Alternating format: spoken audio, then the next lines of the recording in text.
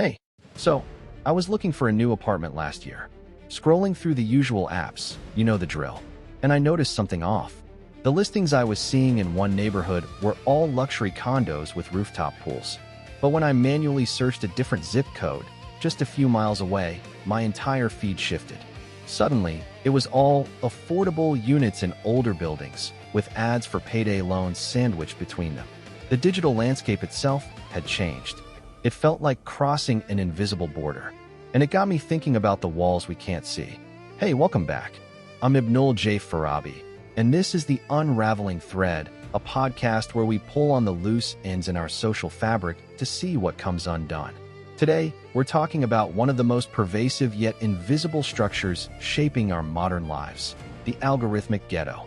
How digital redlining is quietly reinforcing age-old segregation. First, let's rewind.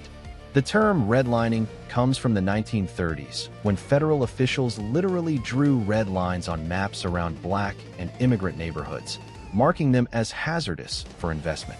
Banks denied mortgages, insurers denied policies, businesses pulled out.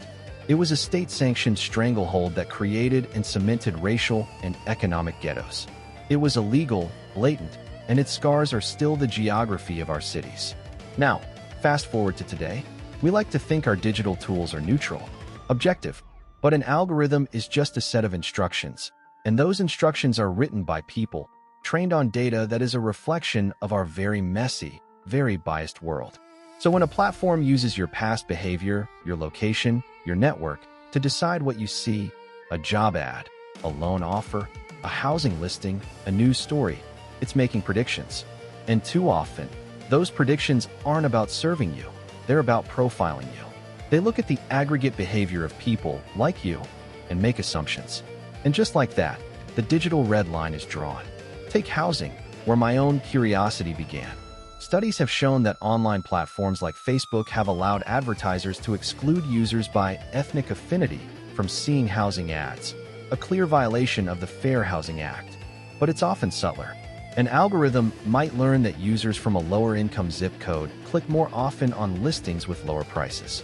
So it starts to show only those lower-cost listings to anyone it thinks might be from that area or who has similar browsing habits. It doesn't show them the broader market. It functionally steers them away from certain neighborhoods, limiting their choices and perpetuating patterns of segregation. The digital gatekeeper has decided what is for you and what isn't. This extends far beyond where you live. It's in the financial algorithms that determine your creditworthiness. Traditional redlining denied loans based on geography. Now, fintech companies use thousands of data points, like what kind of phone you use, how you scroll, even your social network, to create a proxy for your risk. If your friends have bad credit, the algorithm might judge you more harshly. It's a high-tech version of guilt by association, often baking racial and class bias into a seemingly scientific score. The result? The digital denial of opportunity, with no explanation given, no map to appeal to. And perhaps most insidiously, it's in the information we consume. Our news feeds, our search results, our video recommendations. They are all personalized. If an algorithm decides you are likely to be interested in, say, crime stories, it will feed you a steady diet of them. If it associates your demographic with a certain political leaning, it will deepen that groove. We end up living in different informational realities, different digital neighborhoods. The shared public square fractures into a million private cul-de-sacs, each reinforcing its own worldview. This doesn't just reflect societal divides. It actively engineers and hardens them. It builds walls between us made of code. I think about this from my own perspective, as an engineer and an immigrant. I build systems. I know the allure of the elegant solution, the clean logic of an algorithm. But I also know, intimately, that data is not truth. It's a fossil record of past practices, good and bad. Training a system on that data is like teaching a student using a history textbook that never mentioned injustice. They'll pass the test, but they'll fail to understand the world.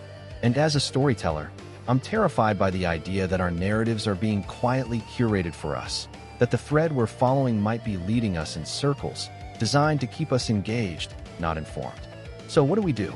Awareness is the first, crucial step. To question the feed. To ask, why am I seeing this? What is not being shown to me? We have to become digital flaneurs, wandering outside our algorithmic neighborhoods. Manually search for things. Use incognito modes. Challenge your own stream. And on a societal level, we need algorithmic transparency and accountability.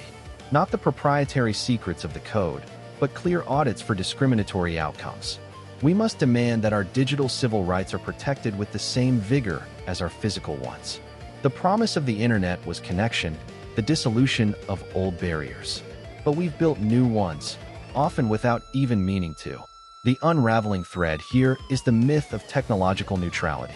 Pull on it, and you find a deeply human problem, encoded in ones and zeros. The algorithmic ghetto isn't made of brick and mortar, but it confines us all the same. Our task is to recognize its walls, and then, deliberately, choose to step beyond them. Thanks for listening to The Unraveling Thread. If this conversation resonated with you, please share it with someone. It's these shared questions that help us map the invisible structures around us. This is Abnul J. Farabi. This podcast is produced by Light Knot Studios. You can find more of our work and join the conversation at lightknotstudios.com.